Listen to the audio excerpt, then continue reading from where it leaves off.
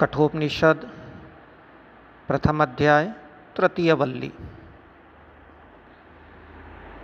इस मंत्र के द्वारा जो मोक्ष रूपी चरम पद हैं उसकी प्राप्ति को लक्ष्य बना करके यमराज ने सूक्ष्मता के तारतम्य से ब्रह्म रूपी जो आत्मा है उसको स्पष्ट करने का प्रयास किया है।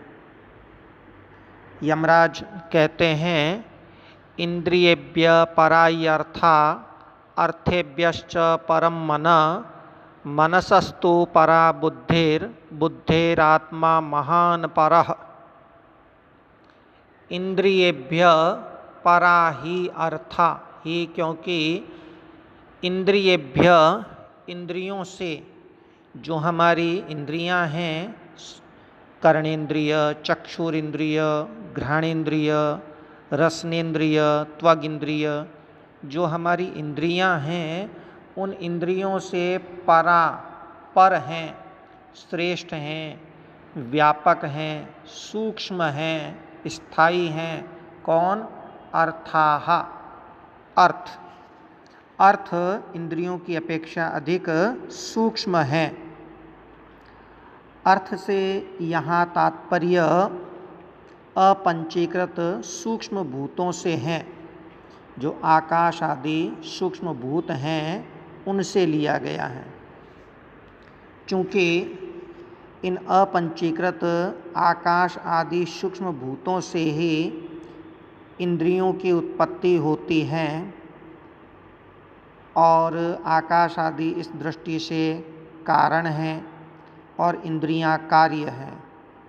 और यह हम जानते हैं कि कार्य की अपेक्षा कारण अधिक सूक्ष्म ही हुआ करता है।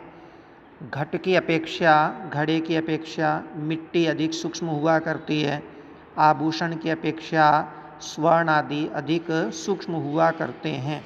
तो इस प्रकार इंद्रियेभ्य इंद्रियों की अपेक्षा, श्रोत्र इत्यादि कर्णेंद्रिय इत्यादि इंद्रियों की अपेक्षा अर्थाः, अर्थ अपंचीकृत सूक्ष्म महाभूत वो पर हैं, श्रेष्ठ हैं, व्यापक हैं।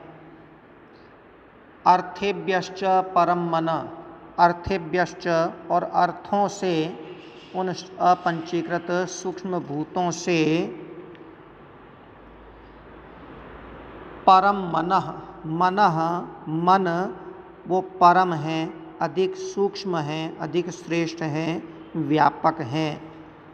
क्योंकि हम ये जानते हैं कि इंद्रियां मन से संबद्ध होकर ही हमें किसी वस्तु का ज्ञान कराने में समर्थ होती हैं। इसलिए मन अर्थों की अपेक्षा, सूक्ष्म भूतों की अपेक्षा अधिक श्रेष्ठ है। मनसस्तु परा बुद्धिर, और मन की अपेक्षा बुद्धि परा, बुद्धि अधिक श्रेष्ठ है। जैसे इंद्रियां मन से संबद्ध होकर ही ज्ञान कराने में समर्थ होती हैं, वैसे ही मन भी बुद्धि से नियंत्रित होकर ही अपना संकल्प विकल्प रूप कार्य करने में समर्थ होता है। इसलिए स्पष्ट है कि बुद्धि मन की अपेक्षा अधिक सूक्ष्म है, व्यापक है। बुद्धिरात्मा महान पर, और बुद्धि की अपेक्षा आत्मा जो आत्म तत्व है, यहाँ आत्म तत्व से तात्पर्य भौतिक सृष्टि का निर्माण करने वाले हिरण्यगर्भ से है। तो भौतिक सृष्टि का निर्माण करने वाला हिरण्यगर्भ महान पर, अधिक सूक्ष्म है, क्योंकि इनसे ही सृष्टि की उत्पत्ति होती है। इसलिए ये अधिक सूक्ष्म रहे, श्रेष्ठ रहे।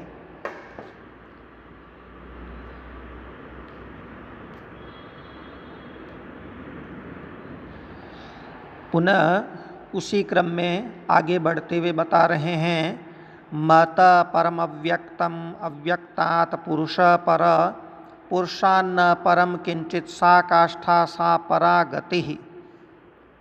महत परम अव्यक्तम, महत महान जो हिरण्यगर्भ है, सृष्टि रचयिता हिरण्यगर्भ, उसकी अपेक्षा अव्यक्तम परम, अव्यक्त यानी माया तत्व जिसे प्रकृति कहते हैं, वह परम है, अधिक सूक्ष्म है।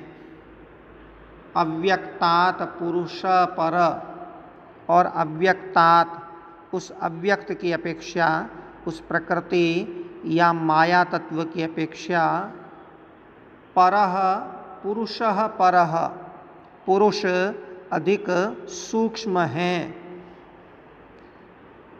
पुरुष से तात्पर्य यहाँ परब्रह्म से हैं, तो वह परब्रह्म अधिक पर है, सूक्ष्म है, व्यापक है, श्रेष्ठ है।